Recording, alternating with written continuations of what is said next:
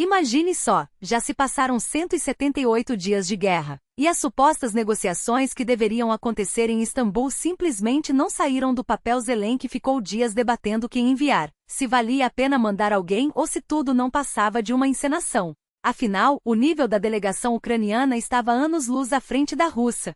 Enquanto isso, o mundo inteiro só falava de uma pessoa, Trump.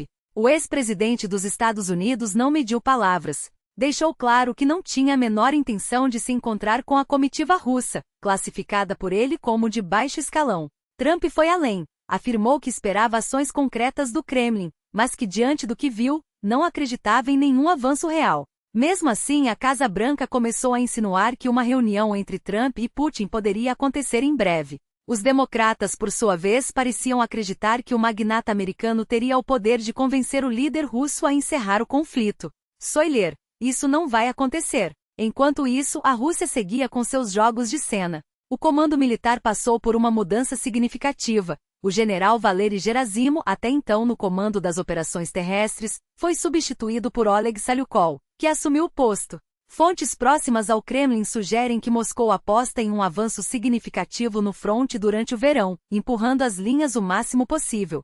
Alguns até especularam que o objetivo seria chegar a Kiev, mas isso não passa de interpretação exagerada. O que não se discute é que a Rússia está reorganizando suas estratégias para intensificar a ofensiva. Mas nem tudo são flores para Moscou. Canais pró-russos tentaram vender imagens antigas de ataques a Odessa como se fossem conquistas recentes, mas a farsa foi desmascarada rapidamente. Os vídeos mostravam soldados russos feridos ou mortos, enquanto a Ucrânia respondia com ataques de drones que atingiram depósitos de munição e combustível, segundo relatos de fontes militares. Voltando às negociações, o primeiro dia em Istambul foi um verdadeiro fiasco. A delegação russa, composta por figuras de segundo escalão, incluindo um ex-ministro da Cultura e um historiador, não tinha peso político para sentar à mesa com os ucranianos. Do lado de Kiev, a comitiva era liderada por nomes de alto nível, como o ministro da Defesa, Rustem Umerov, acompanhado por diplomatas e militares de carreira. Zelensky justificou a escolha como um gesto de respeito aos parceiros turcos e americanos, além de uma tentativa de dar seriedade ao processo. Mas não se engane, ninguém espera um acordo real. Zelensky deixou claro que não há espaço para conversas sobre cessar-fogo enquanto Putin não estiver disposto a negociar de igual para igual. Se ele quer conversar, que venha. Nós estamos aqui, não vamos correr atrás de ninguém, declarou o presidente ucraniano. Quando questionado sobre uma mensagem direta a Putin, Zelensky foi sucinto: eu estou aqui. Acho que isso já diz tudo. Do outro lado, o chefe da delegação russa, Vladimir Medinsky, tentou minimizar o fiasco, mas a realidade é que as duas partes têm agendas completamente opostas. A Ucrânia quer discutir um cessar-fogo de 30 dias e mecanismos para garantir a paz, enquanto a Rússia insiste em pautas que Kiev simplesmente não aceita. Zelensky foi categórico: não haverá conversa sobre temas políticos enquanto a guerra continuar. Enquanto isso, o relógio não para. A delegação ucraniana permanecerá em Istambul até o dia 5, mas as chances de um avanço são mínimas. A guerra segue seu curso, e cada dia traz novas baixas, novos ataques e novas tentativas de manipulação. O que resta é acompanhar os desdobramentos e torcer para que em algum momento a razão prevaleça sobre a violência. Até lá, a única certeza é que o conflito está longe de acabar.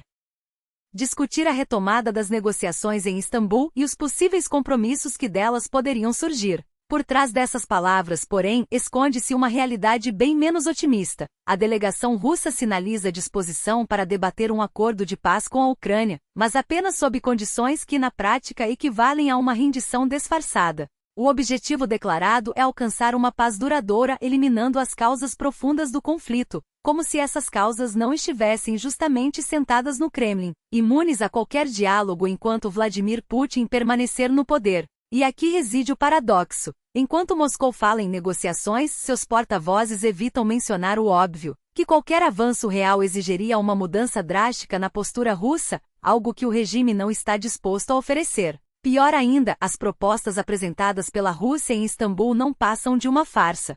Em 2022, quando as conversas ainda ocorriam, a Ucrânia estava disposta a discutir neutralidade e limites territoriais, mas sob a condição de garantias de segurança reais. Agora, com o avanço ucraniano no campo de batalha, Moscou insiste em condições ainda mais duras, como se o tempo tivesse corrido a seu favor. A ironia é cruel. Em 2022, a Rússia ameaçava Kiev e controlava vastas áreas do leste e do sul. Hoje, após 2 anos de guerra, perdeu território, sofreu baixas catastróficas e viu sua economia se deteriorar sob o peso das sanções.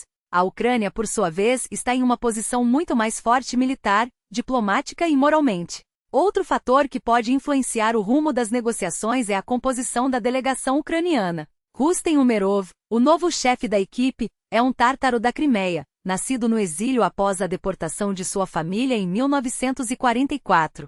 Sua nomeação não é casual, é um recado claro a Moscou. Os tártaros da Crimeia, perseguidos sob ocupação russa desde 2014, veem em Umerov um representante legítimo de sua resistência. Para o Kremlin, isso é um problema. Afinal, como negociar com alguém que simboliza tudo o que a Rússia tenta apagar? A memória de um povo deportado, a luta por autonomia e a rejeição à anexação ilegal. Enquanto isso, as reações internacionais às negociações revelam um cenário de descrença generalizada. Diplomatas europeus classificam a postura russa como teatro de má qualidade e o ministro das Relações Exteriores da Polônia, Radosław Sikorski, foi direto. A presença de Umerov em Istambul é um sinal de que a Ucrânia não aceitará conversas vazias. Já o chanceler alemão Olaf Scholz foi ainda mais claro. O único lugar vazio à mesa de negociações será o da Rússia, porque é ela quem não quer a paz. Mas nem todos compartilham dessa clareza. Donald Trump, em sua habitual mistura de arrogância e incoerência, afirmou que Putin não iria a Istambul sem ele, como se sua presença fosse o ingrediente mágico que faltava para resolver a guerra. Por que ele iria?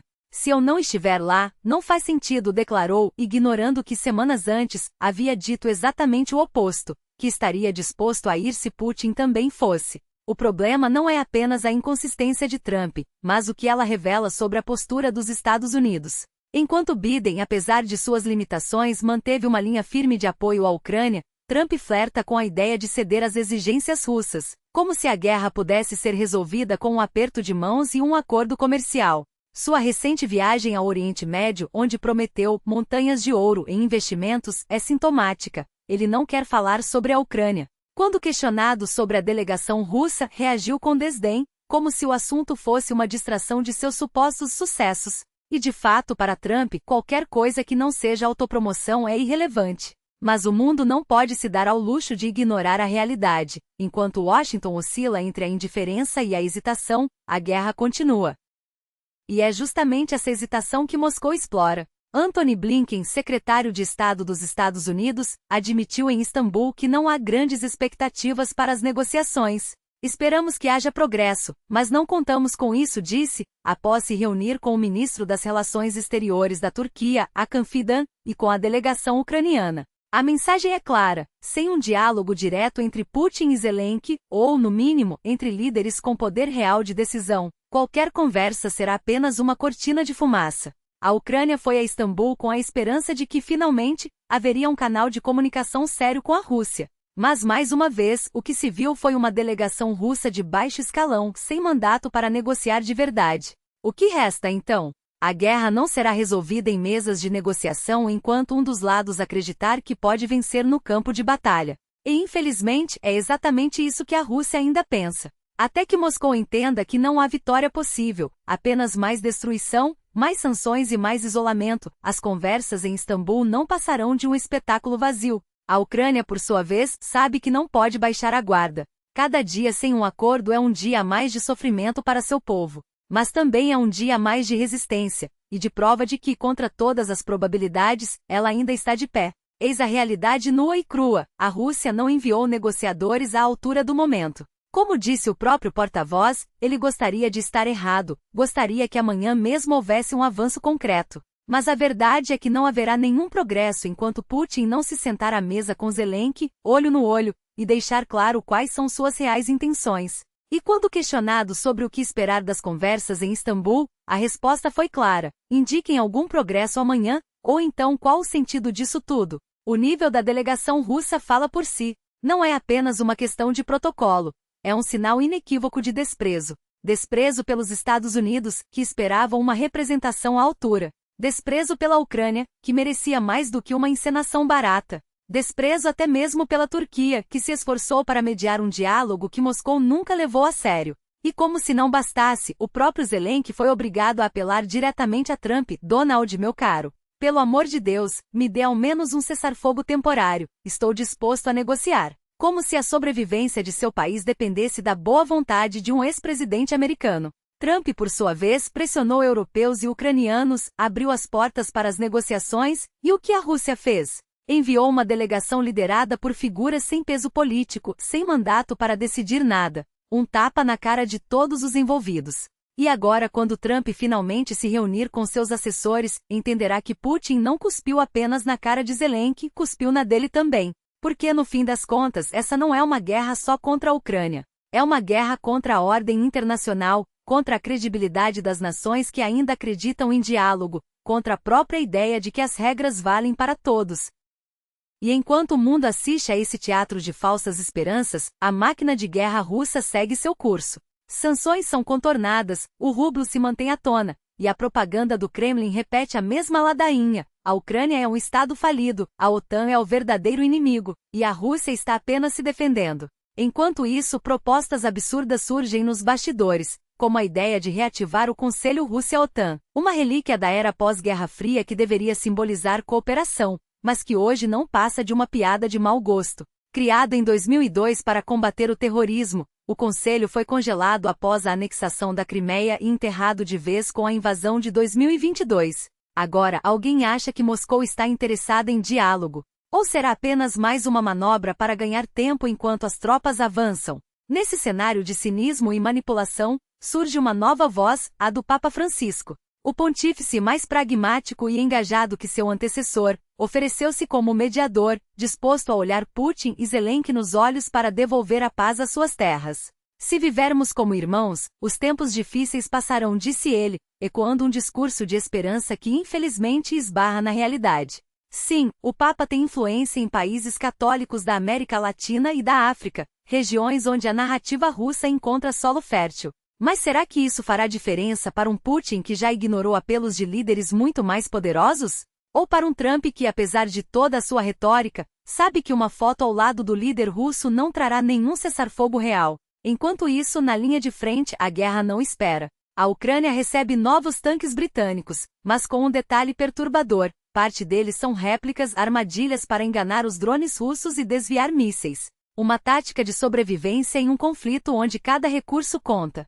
E enquanto o Ocidente debate sanções e negociações, Moscou continua a ditar o ritmo, explorando cada brecha, cada hesitação, cada divisão entre os aliados de Kiev. A mensagem é clara: não há atalhos para a paz. Não haverá solução enquanto a Rússia acreditar que pode vencer pela força. E enquanto o mundo se ilude com conversas vazias, a Ucrânia segue resistindo, não porque acredite em milagres, mas porque sabe que cada dia de luta é um dia a menos de submissão. A pergunta que fica é: até quando o resto do mundo vai fingir que acredita em um desfecho que não virá pelas mãos de Putin? E cada movimento russo é calculado para explorar fraquezas, desgastar defesas e testar a determinação do Ocidente. Mas a Ucrânia não se ilude, sabe que a guerra não se vence com truques de cena, e sim com inteligência, engenhosidade e uma estratégia que transforme cada recurso em uma armadilha para o inimigo. Os britânicos entenderam isso. Não se trata apenas de enviar armas. É preciso multiplicar seu efeito, fazer com que cada tanque, cada sistema de artilharia, cada drone pareça estar em 10 lugares ao mesmo tempo. As chamadas iscas réplicas quase indistinguíveis de equipamentos reais, como os tanques Challenger 2 e os obuseiros AS-90, são a prova de que a guerra moderna exige mais do que força bruta, exige astúcia. Impressas em materiais leves, montadas em minutos e posicionadas estrategicamente, essas armadilhas forçam a Rússia a desperdiçar mísseis, drones e munição em alvos falsos, enquanto os verdadeiros sistemas permanecem ocultos, prontos para atacar. Como afirmou o comandante da Força Aérea Ucraniana Yuri Sinar, não temos equipamento de sobra, então cada peça que conseguimos fazer parecer uma linha de frente inteira é uma vitória para nós. E quando os russos, cada vez mais dependentes de satélites e drones de reconhecimento, caem na armadilha, o jogo vira. A ilusão se torna realidade e a realidade, para Moscou, é um campo minado de incertezas. Enquanto isso, no Báltico, a Estônia deu uma lição ao mundo sobre como lidar com provocações. Quando o navio-tanque russo sob sanções britânicas se recusou a obedecer a ordens legítimas de inspeção, Tallinn não hesitou, escoltou-o até águas internacionais e deixou claro que não toleraria desrespeito. E quando um caça russo invadiu seu espaço aéreo para intimidar, a resposta foi ainda mais contundente. Se um avião militar estrangeiro violar nosso espaço sem autorização, derrubem-no. Se um navio ignorar nossas leis, abram fogo, declarou o ministro das Relações Exteriores, Margus Tsakna. Palavras duras? Sim. Necessárias? Absolutamente. Porque a fraqueza não dissuade agressores, ela os encoraja. E a Rússia já provou, repetidas vezes, que só entende a linguagem da firmeza. No fronte sul, os drones ucranianos continuam a desafiar o domínio russo na Crimeia. Ataques precisos contra depósitos de munição e infraestrutura militar, como o recente bombardeio em Perevalny, que interrompeu o tráfego na rota Simferopol-Alusta, demonstram que Kiev não está apenas resistindo, está contra-atacando. E cada explosão ouvida em Sebastopol, cada incêndio em bases russas, é um lembrete de que a península ocupada não é um território seguro, mas um alvo em movimento. Moscou pode tentar minimizar os danos, mas os fatos não mentem. A Ucrânia está levando a guerra para dentro do território que Putin chama de russo, e não há propaganda que apague isso. Quanto aos delírios de uma ofensiva russa avassaladora, basta olhar para os números. Sim, Moscou acumulou tropas, sim, a Coreia do Norte enviou munição, sim, a Rússia tem vantagem em mão de obra. Mas onde estão os resultados? Em um ano, os avanços russos mal ultrapassaram 50 quilômetros, um ritmo que, em termos militares, é quase estático. Enquanto isso, a Ucrânia, apesar da escassez de soldados e equipamentos, mantém posições críticas no leste e no sul, provando que a guerra não se ganha apenas com números, mas com estratégia, moral e a capacidade de surpreender. Como disse um oficial americano, Putin tentará tomar o máximo que puder, mas não será uma marcha triunfal. Será um banho de sangue com ganhos mínimos. A verdade é que a Rússia está presa em sua própria armadilha. Cada dia de guerra a enfraquece mais, cada ataque ucraniano expõe suas vulnerabilidades, e cada recuo diplomático do Ocidente só reforça a ilusão de que o tempo está a seu favor. Mas o tempo não está do lado de ninguém, ele cobra de todos. E enquanto o mundo debate, hesita e se perde em cálculos políticos, a Ucrânia segue lutando. Não por uma vitória fácil, mas por uma paz que só virá quando Putin entender, de uma vez por todas, que a força não vence guerras,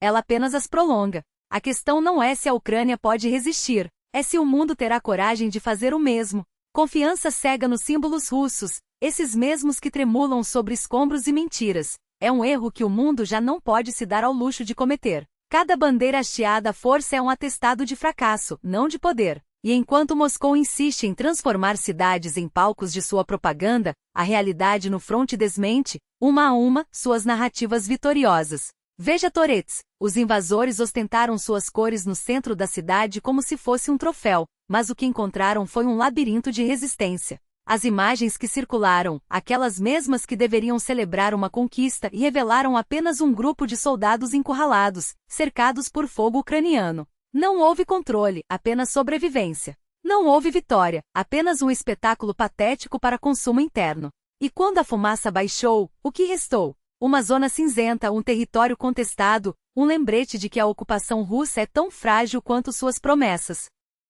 Em Lima, a história se repete. As forças de Kiev não apenas contêm o avanço, mas transformam cada tentativa de progresso russo em um pesadelo logístico. Os invasores avançam metros, às vezes quilômetros, apenas para serem empurrados de volta por contra-ataques precisos. Eles se escondem em casas civis, usam escudos humanos, acumulam tropas em pontos vulneráveis, e ainda assim, não conseguem consolidar nada. Porque guerra não se ganha com bandeiras hasteadas às pressas, mas com estratégia, disciplina e, acima de tudo, com a vontade de um povo que se recusa a ser apagado. E então a Constantinovka. Aqui a Rússia não esconde suas intenções, quer a cidade a qualquer custo. Mas o que Moscou não entende, ou finge não entender, é que a Ucrânia já decifrou seu manual de táticas.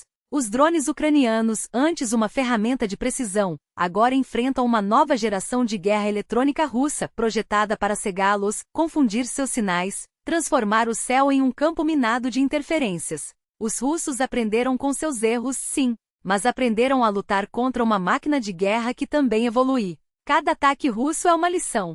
Cada fracasso, um incentivo para Kiev ajustar suas defesas. Os ucranianos não estão apenas resistindo, estão antecipando. Sabem que o inimigo tentará cortar suas rotas de suprimentos, sufocar suas linhas de comunicação, isolar suas posições. E por isso, transformaram o terreno em uma armadilha. Entre colinas, rios sinuosos e vales estreitos, cada metro conquistado pelos invasores se torna um pesadelo tático. As alturas que deveriam ser vantajosas se revelam pontos de observação perfeitos para a artilharia ucraniana. As estradas que prometiam avanço rápido se transformam em corredores da morte. A Rússia joga com números, mas a Ucrânia joga com inteligência. Enquanto Moscou despeja soldados em frentes sobrecarregadas, Kiev prioriza mobilidade, precisão e a capacidade de golpear onde dói. Os drones não são apenas armas, são olhos, ouvidos e punhos de uma guerra moderna. E quando os russos tentam neutralizá-los, descobrem que a Ucrânia já está 3 passos à frente, desenvolvendo novas táticas, novos sistemas, novas formas de manter o inimigo sob pressão constante. O que está em jogo não é apenas uma cidade ou uma região. É a própria noção de que a força bruta pode vencer uma guerra no século XXI. A Rússia aposta em sua capacidade de esmagar, de sobrepujar, de desgastar. Mas a Ucrânia prova, dia após dia, que a verdadeira força está na resiliência, na capacidade de se adaptar, de resistir, de transformar cada revés em uma nova oportunidade. E enquanto o mundo observa hesitante, a mensagem é clara. Esta não é uma guerra que se ganha com tanques ou mísseis. É uma guerra que se ganha com coragem, com estratégia, e com a convicção inabalável de que nenhum invasor tem o direito de ditar o futuro de uma nação soberana. Território não é apenas uma linha no mapa, é um pulso que ainda sangra. Cada metro conquistado pela Rússia não passa de uma ilusão temporária, um espasmo de força bruta que se desfaz diante da realidade. A Ucrânia não cede, ela se reinventa. O que antes era uma zona de domínio inimigo transformou-se em um campo minado de resistência, onde cada avanço russo se converte em uma armadilha. As estradas, antes rotas logísticas seguras, hoje são corredores de morte, onde drones ucranianos caçam com precisão cirúrgica, onde cada comboio é um alvo e cada ponte, um ponto de estrangulamento. O inimigo aprendeu a temer não apenas os mísseis, mas o silêncio que precede o ataque, a quietude calculada de quem sabe que a verdadeira guerra não se vence com volume de fogo, mas com inteligência.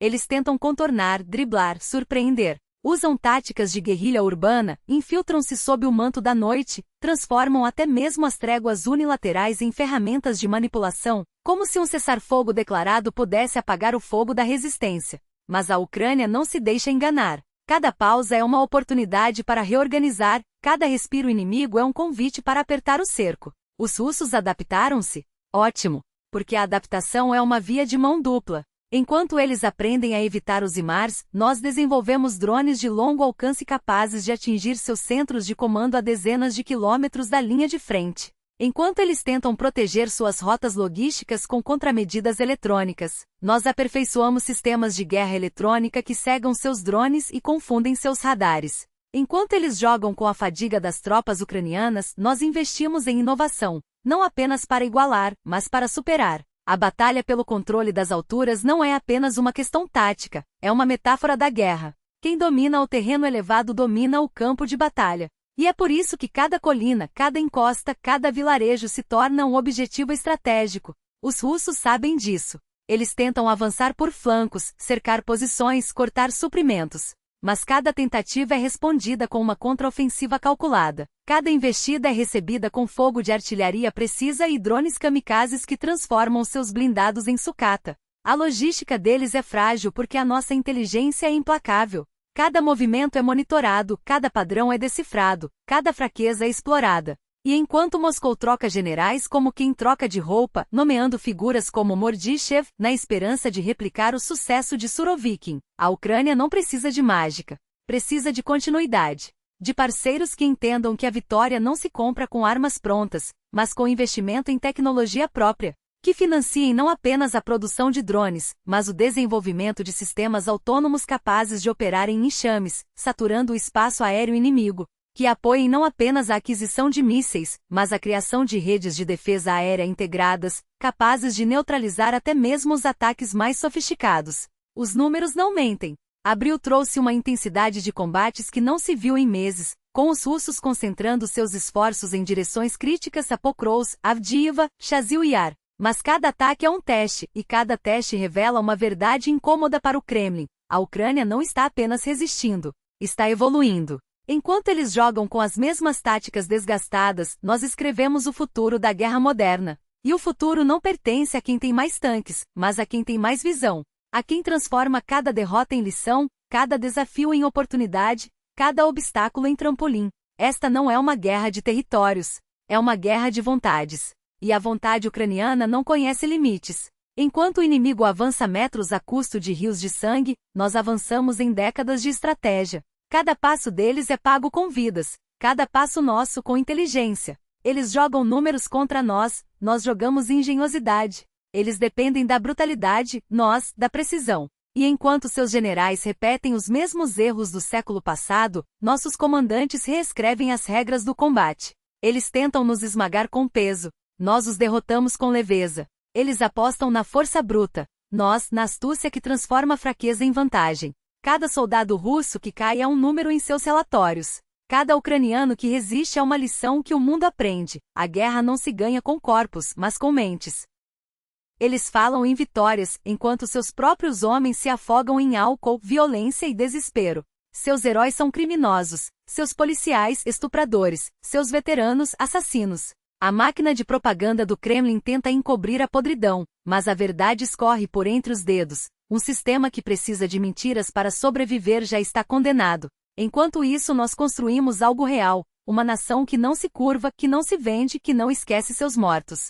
Eles enterram seus soldados em valas comuns e fingem que não existem. Nós honramos cada vida perdida, porque cada uma delas é um tijolo na muralha da nossa liberdade. Eles prometem glória aos que caem e abandonam os que voltam. Nós prometemos justiça e cumprimos. Enquanto seus líderes se escondem atrás de discursos vazios, nós enfrentamos o futuro de cabeça erguida. A Rússia joga com o medo. Nós jogamos com a esperança. Eles contam com o esquecimento. Nós contamos com a memória. E enquanto eles afundam no pântano da sua própria corrupção, nós marchamos em direção à luz, não porque seja fácil, mas porque é certo. Porque a história não se escreve com tanques, mas com coragem. E a coragem essa, eles nunca poderão nos tirar.